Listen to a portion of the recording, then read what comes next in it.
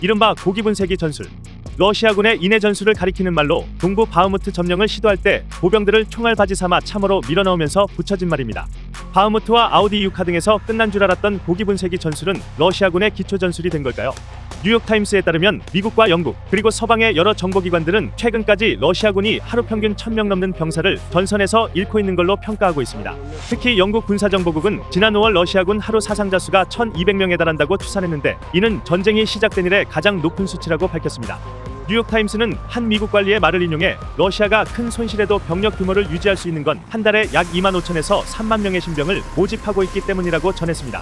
러시아는 높은 보수를 제시해 신병을 모집하고 훈련이 덜 된 신병들을 지난 5월 북동부 하르키우 공세에 투입하는 등 인해 전술을 고수하고 있습니다.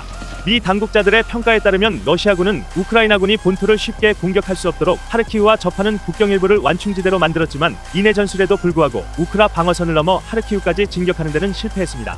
특히 한 달 넘게 격전이 벌어진 요충지 보우찬스크에선 우크라이나군의 필사적인 방어를 뚫지 못한 채 소모전을 계속하면서 병력 손실이 크게 늘었고 도시는 폐허로 변했습니다. 인구면에서 우크라이나보다 월등히 앞서 있다는 사실 외에도 러시아군이 인해 전술을 고집할 수밖에 없는 이유는 따로 있습니다. 전쟁 장기화로 인해 무기 고갈이 현실로 다가왔기 때문입니다. 군사경제학자인 스위스 취리히 연방공과대학의 마르쿠스 코이프 교수는 지난달 29일 한 독일 언론과의 인터뷰에서 서방이 무기를 계속 생산해 우크라이나에 지원하면 올해 말부터 내년 초 사이 힘의 균형이 조금씩 바뀔 것이라고 밝혔습니다. 코이프 교수는 푸틴 러시아 대통령은 히틀러와 같은 문제를 안고 있다. 전력은 계속 줄어들지만 진격하지 못한다며 러시아가 생산할 수 있는 전차는 연 300에서 500대뿐인데 지금처럼 하루 4대 이상 잃는다면 많이 부족해질 것이라고 말했습니다. 양측의 전쟁 손실을 추적하는 네덜란드 군사정보 사이트 오릭스에 따르면 러시아는 1일까지 전차 3,180대를 포함해 총 16,670세대의 군사장비 손실을 입었습니다. 코이프 교수는 러시아군은 빠르면 2025년 말부터 늦어도 2027년 중반에는 전력이 소진될 것이라고 전했습니다. 영국 왕립합동 군사연구소도 러시아가 생산 가능한 무기보다 훨씬 많은 무기를 전장에서 잃고 있어 재고가 빠르게 바닥나고 있다고 분석했습니다. 러시아가 무기 고갈을 우려하는 와중에 미국이 우여곡절 끝에 지원하기로 한 600억 달러 규모의 신규 군사원조 패키지가 마침내 우크라이나에 도착하기 시작했습니다.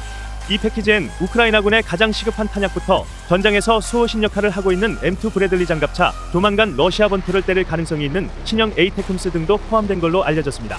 체코가 주도하고 18개국이 참여하는 포탄 80만 발 지원 프로젝트의 첫 번째 물량도 우크라이나 최전선에 도달했습니다. 친러시아 매체들은 최근 하르키우 전선에서 우크라이나군의 포병화력이 극적으로 증가했다며 러시아군이 이 지역에서 주도권을 잃고 후퇴하기 급급하다고 전했습니다. 로이드 오스틴 미 국방장관은 몇 주 전까지만 해도 러시아군의 진격을 걱정했지만 앞으로는 그렇지 않을 것이라며 전세가 역전됐음을 시사했습니다. 곧 우크라이나 전장에 F-16 전투기가 투입돼 국경 인근 러시아 공군기지에 정밀 유도미사일을 날리면 80폭탄을 투하할 수 있는 러시아 항공전력마저 무력화할 가능성이 높은 상황이어서 푸틴의 고심은 날로 깊어지고 있습니다.